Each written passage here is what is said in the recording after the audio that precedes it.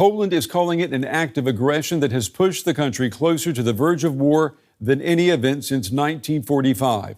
Poland says it shot down Russian drones that it says repeatedly violated its airspace during an attack overnight on Ukraine. Polish and Dutch fighter jets stationed in Poland intercepted the drones. Germany's defense minister said that the drones were armed and deliberately set on course into Poland, an accusation which the Kremlin denies. The roof of a residential building damaged by a Russian drone, shot down over Polish territory. Just one of the sites where downed Russian drones met the ground. Polish police and border guards continued the search for more drone remains from the incursion. This is the first time that Russian drones have been shot down over the territory of a NATO member country, which is why all our allies are taking this situation very seriously. Polish and NATO air defenses were scrambled to intercept the Russian drones that entered Polish airspace, following an air attack on western Ukraine. NATO sources say this was the first time their aircraft engaged in a potential threat over Poland. 2 German Patriot air defense systems deployed to Poland were involved in the detection of the drones. Chopin Airport in the capital Warsaw temporarily closed its airspace as the military responded to the drones. Resulting flight disruptions and delays are expected throughout the day. NATO Secretary General Mark Rutte condemned Russia's violation of Polish airspace. Stop violating Allied airspace and know that we stand ready, that we are vigilant and that we will defend every inch of NATO territory. Some in Poland are concerned Russia may be probing NATO's defenses. The Russian Federation is testing us day by day. They are testing our ability to defend ourselves. Not only the eastern flank, not only Poland, Baltic states, Romania or Finland, the whole of Europe is under direct attack. And we must face it, we must understand it, and we must adapt by doing much more to prepare us to be able to defend ourselves. With or without Americans, the situation today is that Americans are here, which is good, but it's now much more on us. How Europe and NATO will adapt to Russia's aggression is still being decided. All right, our coverage continues. Now let's go to Brussels. Our very own Teri Schultz is on the story. Teri, we now have new information about the drones and how they were shot down. What can you tell us?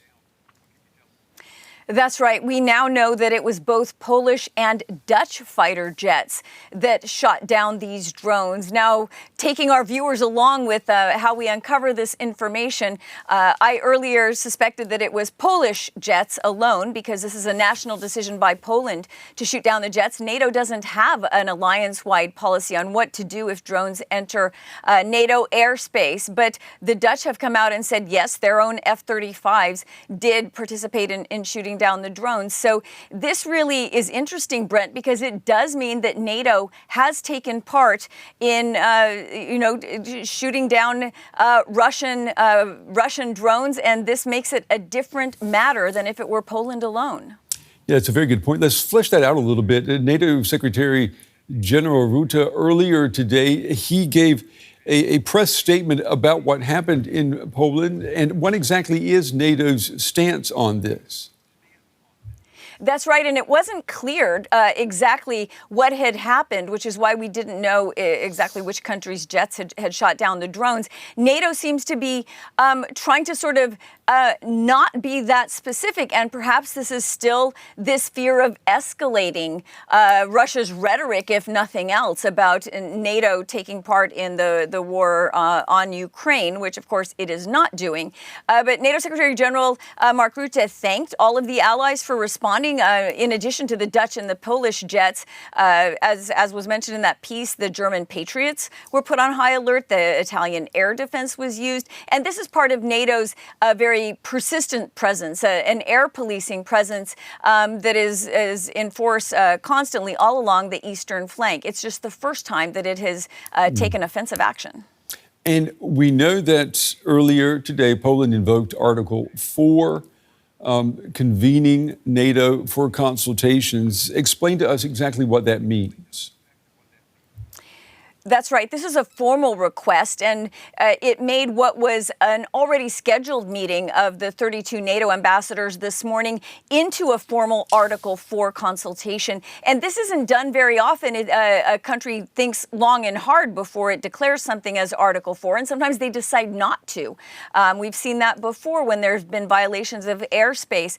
But Poland definitely felt that this incident had crossed the line, and everything we've heard from other allies backs that up, including from European Union officials. Antonio Costa, the European Council president, for example, earlier said Poland was right to take this action. So we're certainly seeing a united front across NATO countries and the European Union as well. And the Polish Prime Minister Donald Tusk said earlier today that this is the first time that a NATO country has shot down Russian drones, the first time a NATO member has fired shots in the war, Russia's war against Ukraine. The first time, will it be the last? That definitely depends on Russia.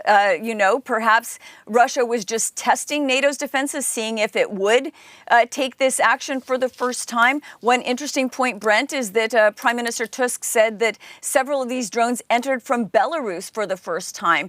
This could all be part of, in Moscow's excuse anyway, Zapad exercises. They're semi-annual, very large military exercises that are due to start later this week in Belarus and Russia. So we've already seen Moscow come out and say that this was an accident and, in fact, offering to help investigate what happened.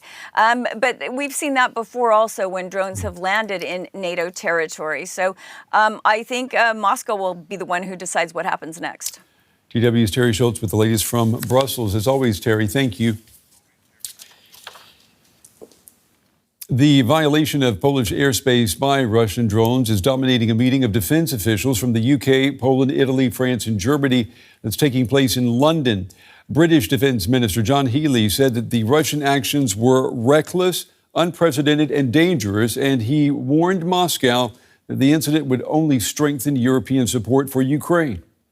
Today, as E5 nations, we say to President Putin, your aggression only serves to strengthen the unity between our NATO nations. Your aggression only serves to strengthen our determination to stand with Ukraine. And your aggression reminds us that a secure Europe needs a strong Ukraine, and that the security of Europe starts in Ukraine. Well, DW's Birgit Maass, she is following that meeting for us in London. Birgit, take us a little bit further here. The message coming from this meeting about the violation of Polish airspace.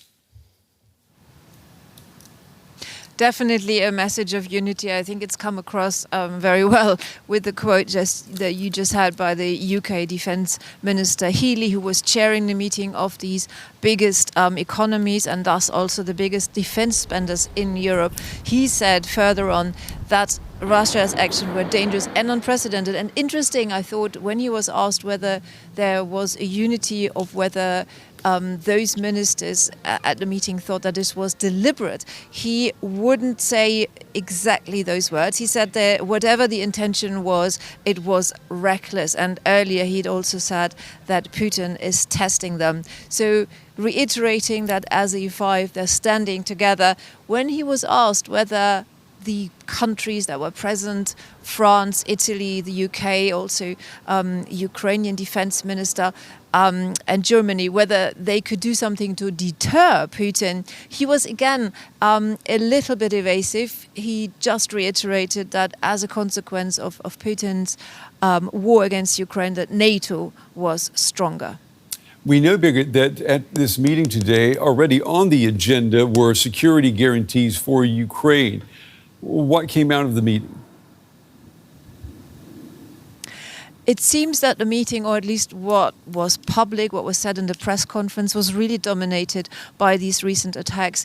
So these countries are all members of the so-called coalition of the willing.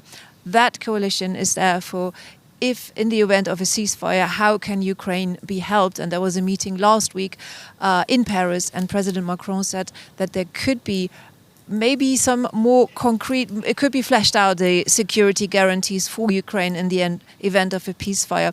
However, I did not hear that there was any news on that today. What came out, what was concrete, what was said by the UK, also by Germany and France, was the intention to strengthen Poland's air defenses, but that again as a reaction to these recent drone attacks on Poland.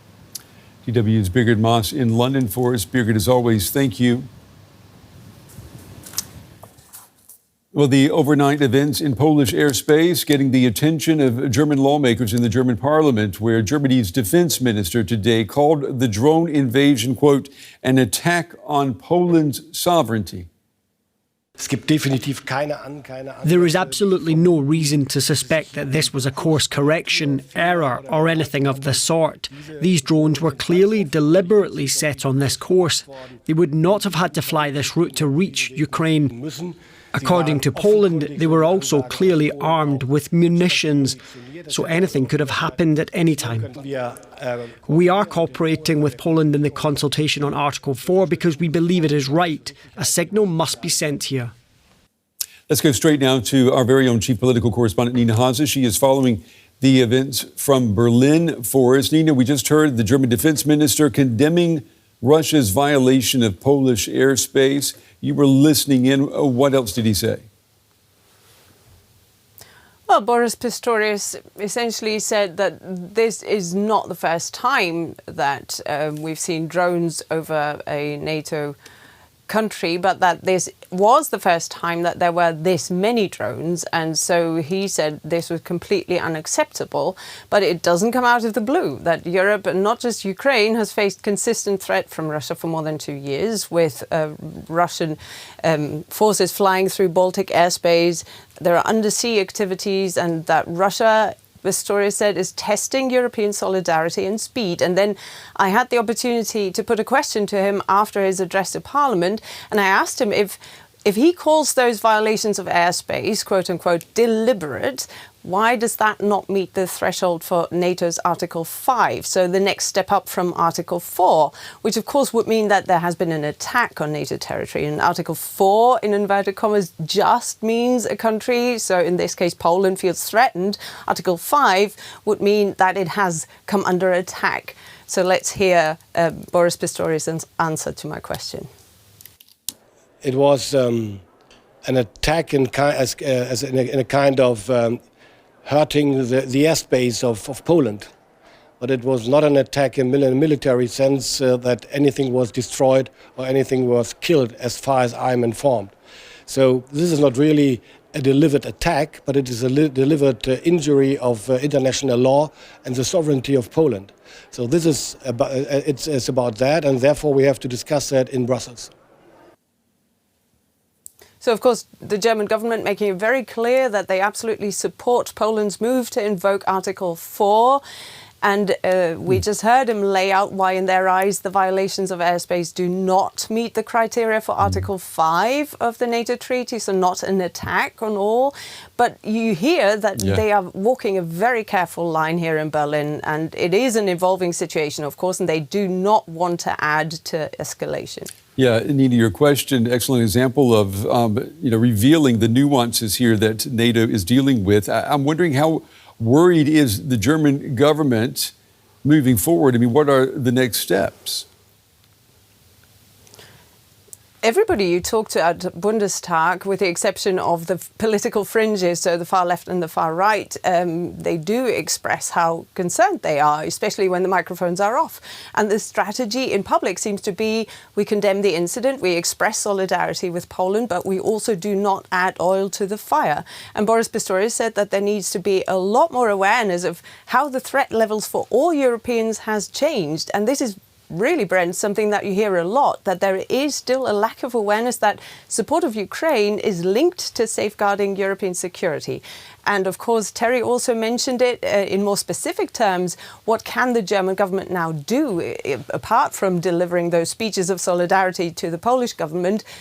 We're talking about air defense, and how can what is going to be the role of the German Patriot systems that are stationed there. Of course, Poland wants more help, but then the Patriot systems are also needed in Ukraine. So that is going to be a very tough discussion here. Our chief political correspondent, Nina Haase, on the story for us here in Berlin. Nina, as always, thank you. And our coverage continues now with Domitilla Sagramoso. She's a senior lecturer in security and development at King's College London, a familiar face to our viewers. It's good to have you with us. Let me ask you, what we saw overnight in Poland's airspace, is this part of Vladimir Putin's strategy to test the West? Yes, I think that Putin is trying to test the readiness and the effectiveness of the air defense systems of the alliance, of the NATO alliance. Because it's not just accidental that so many drones, just flew over into Polish airspace. So I think that, there is clearly an attempt to test defenses. And I think we should not forget that this is part of an overall sort of strategy of the Russian government to really carry out what we often call sort of a hybrid warfare or sort of gray zone warfare, because this is part of a series of elements that the Russians are carrying out in terms of cyber attacks, sabotages, explosions, infiltrations of spies, information warfare. So this is a part of an entire campaign that I think the Russians are carrying out against Europe, especially now because European countries are really now the main backers of the Ukrainian war effort, with the United States under President Trump to a certain extent neutralized. I think now Europeans have become sort of the main target, and I think we need to get ready because more of these kind of operations can be expected. That's right. You're reading my mind. If I'm reading you correctly, this may have been the first of its kind of incursion that we saw, but it probably will not be the last. Probably not. I mean, a lot will depend on how we react. And I think what this attack has shown is that, yes, there were responses that were carried out effectively, but, we really need a much better sort of multi-layered integrated air defense system so that we have proper assessment of any incoming missile or drone, and the adequate resources are utilized to neutralize these incoming incursions. Because what is happening now is that we are using very high, sort of high profile and highly expensive missiles shot from jets like F-35s to shoot down, very cheap drones. And I think this is not very effective. So we need to work together with the Ukrainians to develop more effective drone interceptors to make sure that the Ukrainians, with our help, are able to target, the sources of these attacks inside Russia, to help them ideally with a no-fly zone. I mean, there's a lot of discussion of that in the past. It hasn't really materialized, but I think that we might go down that direction. We really need to work hand in hand with Ukrainians and learn from a lot of their experiences, because they are developing much more effective drone interceptors now, which are cheaper, and they seem to be working to a certain extent. The Ukrainian foreign minister wrote on X just a short while ago, and I'm quoting here, "A weak response now will provoke Russia even more, and then Russian missiles and drones will fly even further into Europe." So what response would you say is needed right now? I think what we need is to make sure that, as I said, that we develop an effective air defense system, that we send a clear message to Russia that this is not acceptable, and that we work hand in hand with Ukrainians, to help them with developing more effective capabilities that can neutralize the sources of these attacks. I'm not talking about at the moment NATO becoming fully engaged in the war, but certainly becoming much more engaged in helping Ukraine address many of these challenges. And if we find out that these attacks become more of a routine, then I think eventually we will have to potentially see some kind of operation directly against Russia. Now, I think this is now early stages. We'll see what is going to be discussed if Poland raises Article 4 within the NATO framework of the alliance. But I think we should not exclude the possibility that some kind of message which involves military force is sent to Russia. I mean, the Turkish experience shows that when the planes were shot down, the Russians didn't interfere again in the airspace of Turkey. So I think we have lessons to learn from that. Domitilla, Sagramoso, as always, we appreciate your time and your insights tonight on a very fluid situation. Thank you. Thank you.